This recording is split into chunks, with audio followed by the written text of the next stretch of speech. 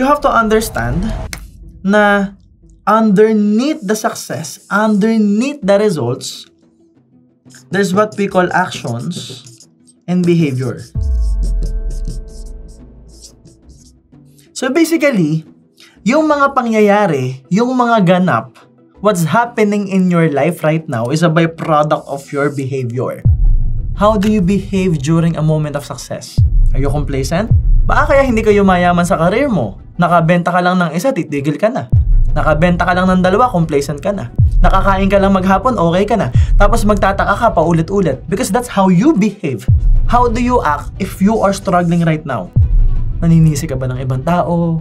Sumasama ba ugali mo? Nagiging toxic ka ba kapag hindi ka okay? Ikaw ang nakakaalam niyan. At dyan mo malalaman ang totoong ugali ng isang tao. Number 1, kapag dapang-dapa na sila. Kapag sagad na sila.